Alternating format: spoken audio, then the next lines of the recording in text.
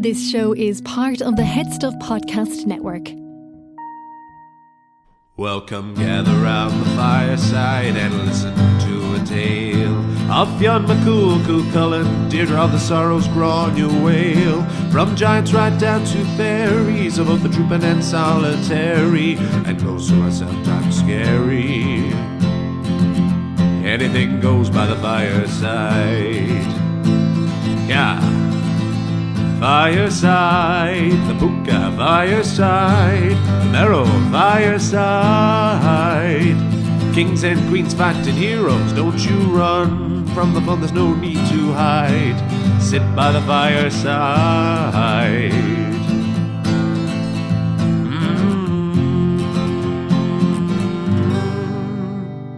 Fireside.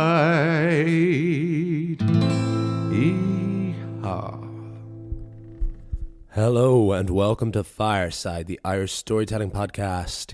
Each episode of Fireside, we take a story from folklore or mythology. We retell it, have a chat about the tale itself and about the craft, the culture and the history of storytelling. My name is Kevin C. O'Lahan. I am your host and your Fireside Bard. Welcome to episode 161 of Fireside. Today on the Irish Storytelling Podcast, we have a folk tale of the sea, of the ocean, and more specifically of the stream. We have the folk tale of the Alp-Luachra, the joint eater.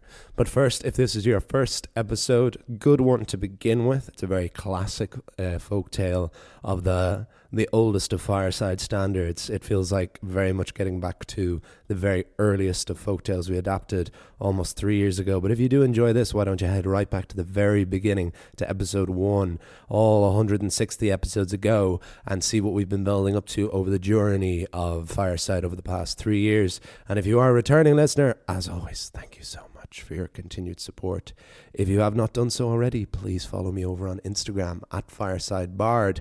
Email me at thefiresidebard@gmail.com if you are not on Instagram. And if you really want to support me, you can do so in a couple of ways. You could buy my book, my poetry book, Garden Sea, a neo-myth of home, detailing with poetry about the history, religion and mythology of Ireland, combined with experiences of my life growing up on the East Coast there, written between the East Coast of Ireland and the West Coast of California. It's a book of which I'm inordinately proud because it's the first book I ever finished and released, and people are buying it, and thank you so much for those of you who already have and continue to do so. You can get it on Amazon on Kindle version, or you can get it in paperback from the headstuff.org store.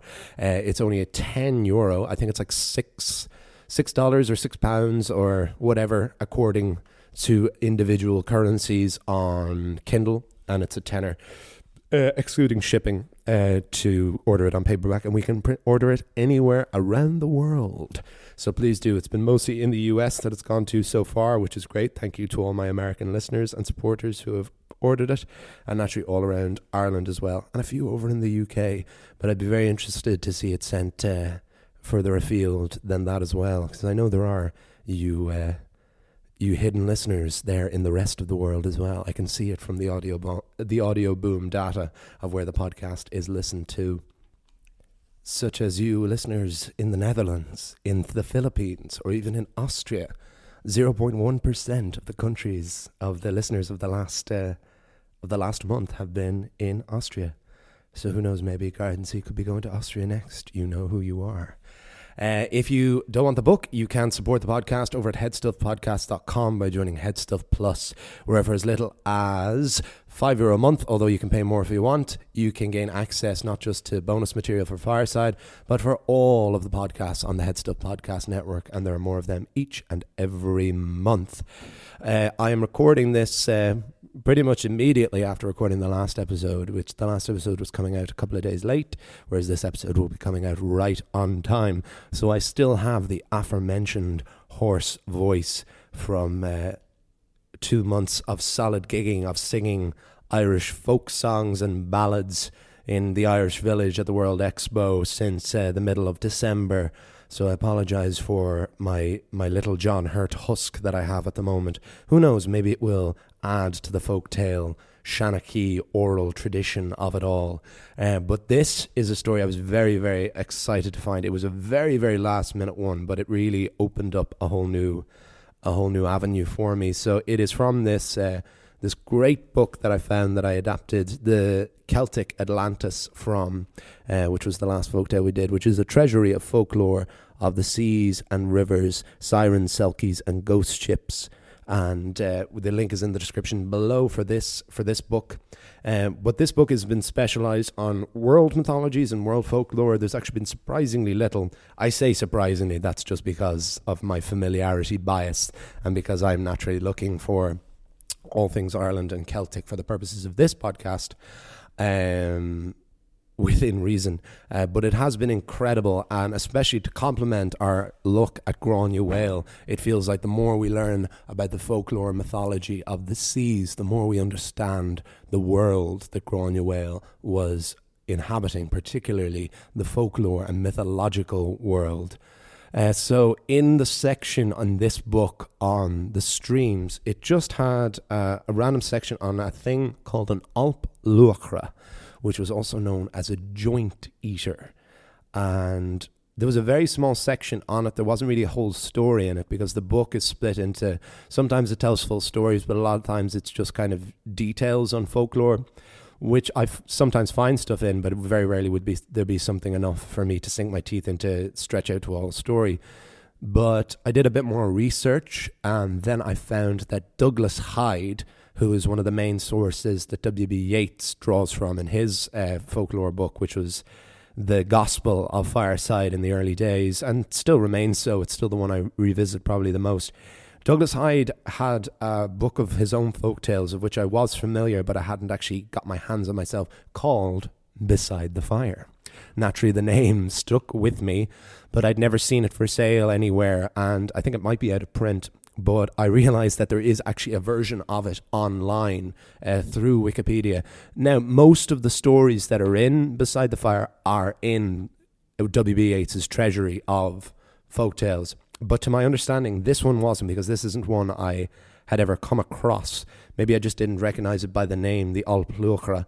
But I was able to find the story, and I absolutely adored it. It reminded me of some of the very, very earliest tales that we adapted on Fireside, a lot of which I know are still some of mine, and I know are a lot of your favourites as well. It's quite a bawdy and graphic tale, as much as an oral tale can be. And I don't want to give too much away, because I think my favourite thing about this is it kind of plays out like a mystery. In a lot of folk tales, the audience will know more than the characters inhabiting the story. And I would always like to phrase it like, were it all possible, that the audience learns things as the hero does. And this is laid out very much like a mystery, and I really enjoyed writing it and adapting it. So I don't want to give any more away, but we will chat more afterwards, of course. But this is the tale of the joint eater on Fireside.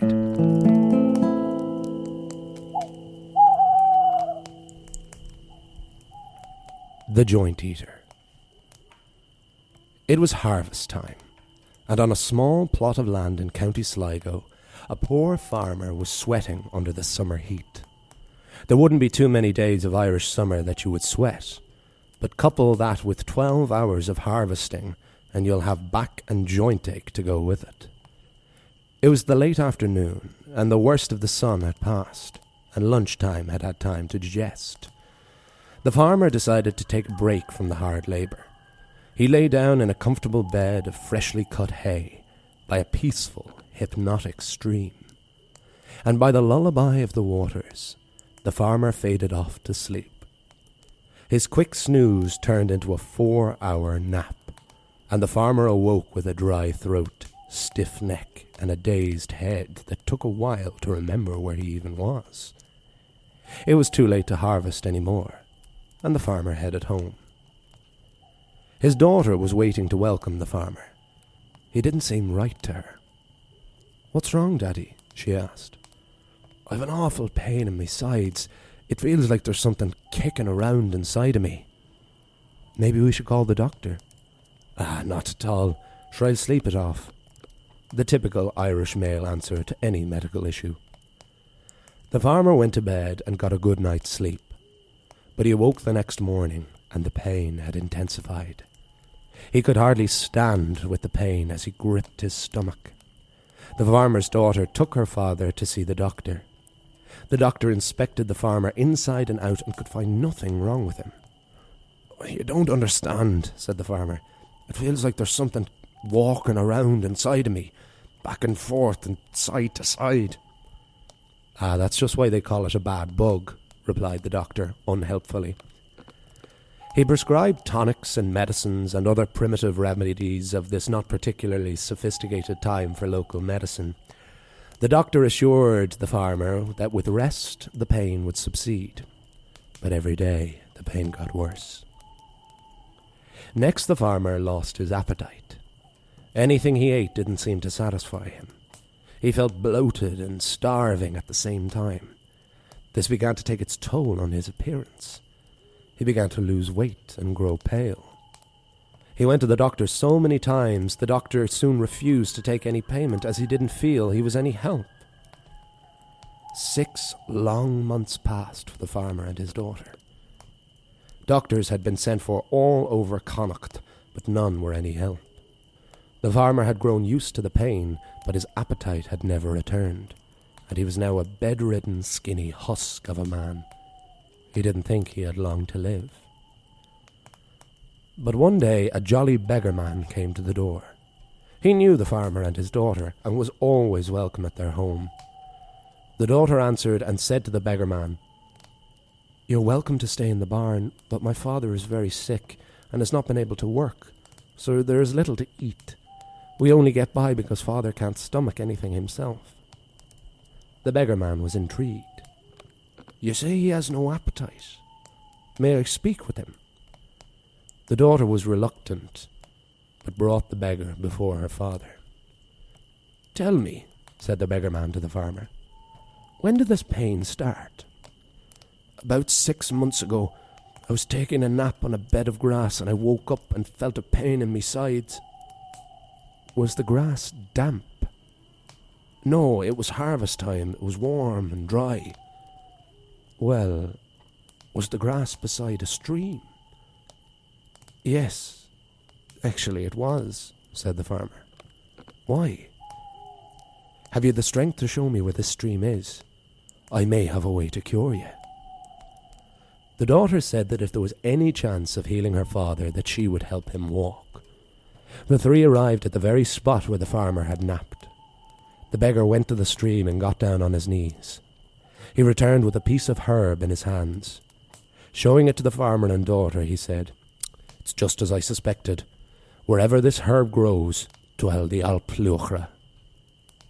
"The Alp-Luachra?" asked the daughter. "Yes," replied the beggar. "The joint eaters.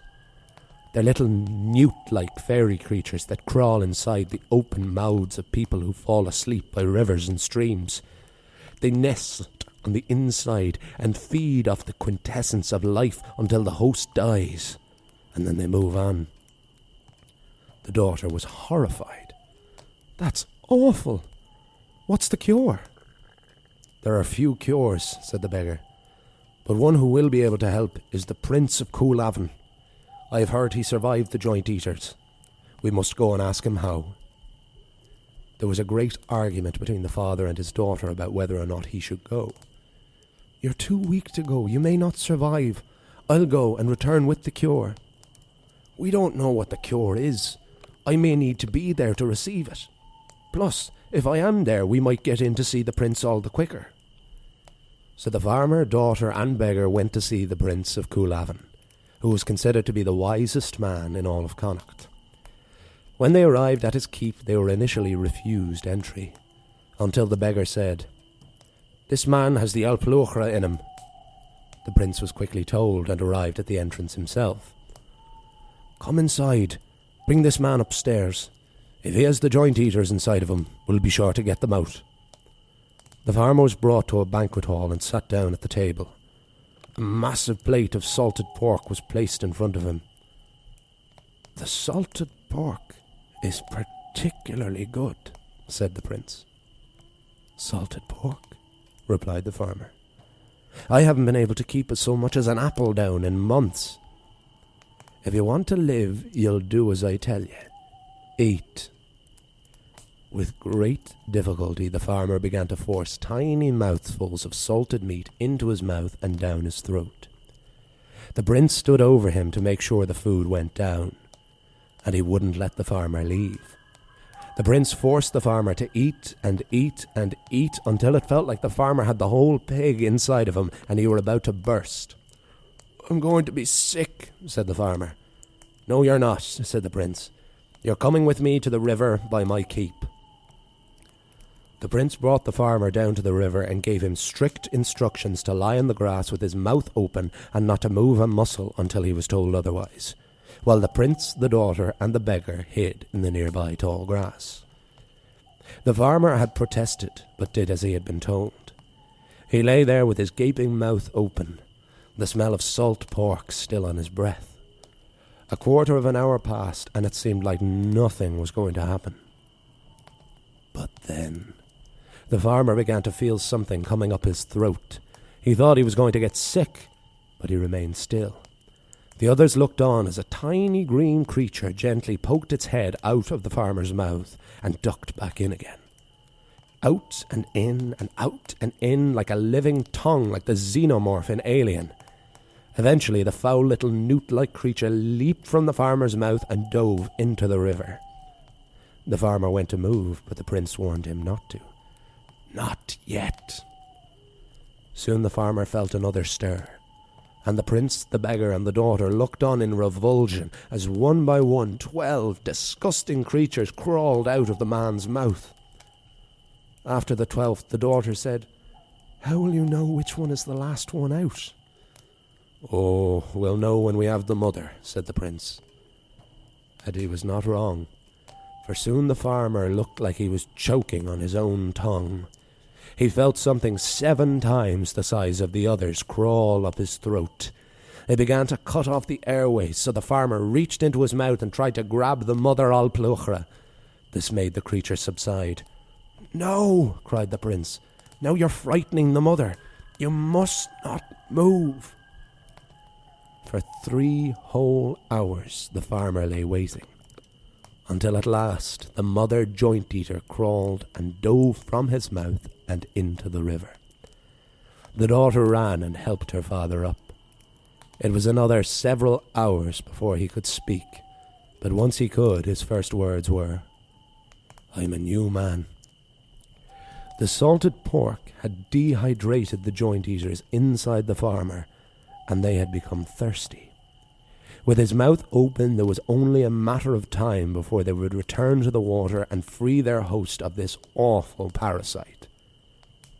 The prince hosted the party for 2 weeks until the farmer was back in full health, and the beggar man was invited to live with the farmer and his daughter until the day he died. So remember this: the next time you fall asleep beside any body of water, be sure to keep your mouth closed. The end.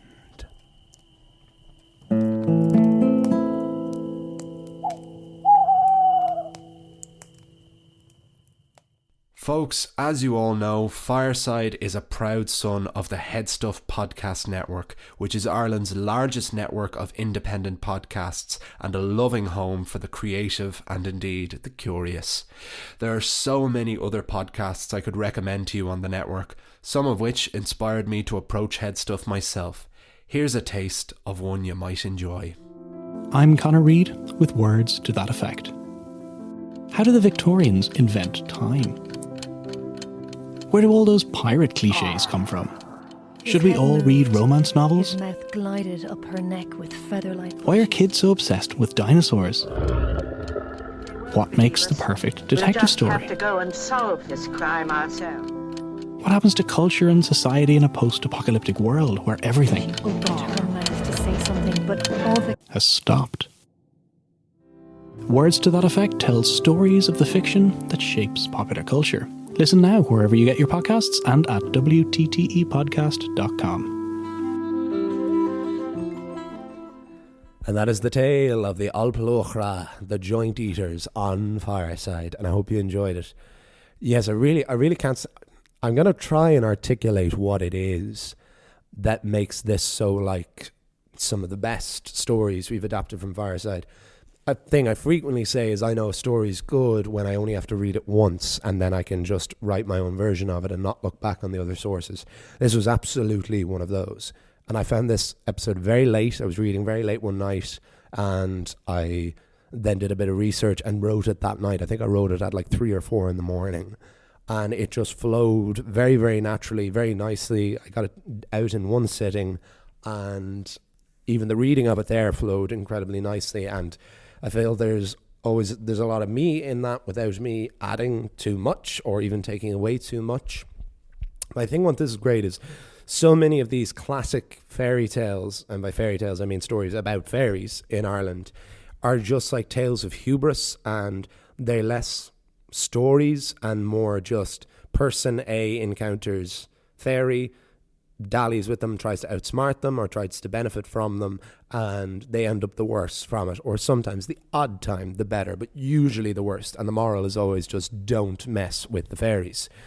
Here we have that structure, but we just have more of a story to it, and I think that's all in how it unfolds.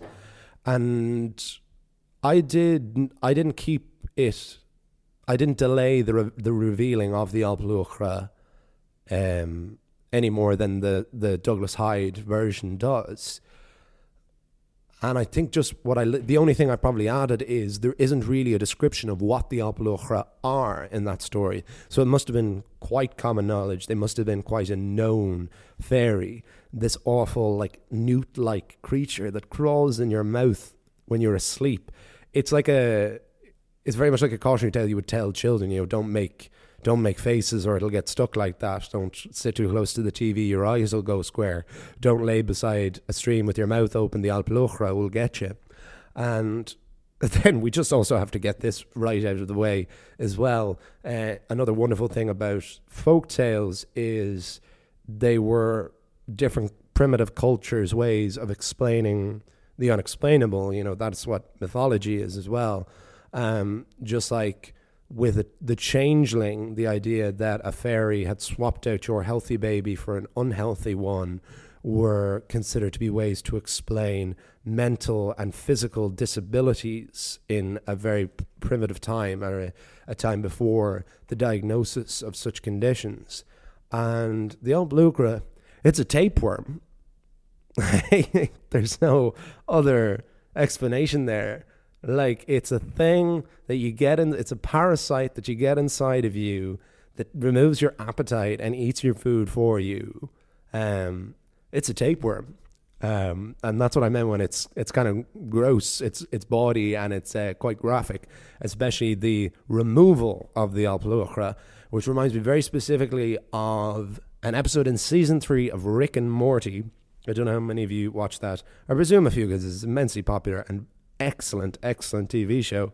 There's an episode called Morty's Mind Blowers, where they discover that Rick has been that Morty has asked Rick to remove memories of traumatic events from his life. And one of the memories he has to be removed is when he has this gigantic parasitic worm in him. And the only way to get it out is with his family uttering loving words. But as they utter these loving words to him and the parasite is slowly coming out of his mouth, it's taking so long and it's so disgusting to look at that they end up losing interest in it, and the parasite starts receding back into his mouth. And that's all I could think about when I was writing about this man lying on the ground waiting for these creatures to crawl up and out of his mouth. So graphic and gross out as it is, it was just a great story. And we've got it focused on specific characters, you know, very stock characters: the farmer, the daughter, the beggar man, the prince, and the MacGuffin, the baddies of the Alp-Luachra themselves. And there's very, very little else to say, except, I'm delighted to remember this now, I got to include very naturally a Lord of the Rings reference, which I'm really hoping a few of you noticed. And it came up because there was, this cure that the way to get rid of the Alp-Luachra is to eat a lot of salted meats. and then to lie by a stream with your mouth open again, and that the Alp-Luachra will get so dehydrated that they will then crawl out of your mouth and leap on, go on to a new life. And there is a moment in Return of the King, specifically in the film version. To my knowledge, I don't remember this interaction in the books. It may be there, but a lot of the famous film quotes are not in the books.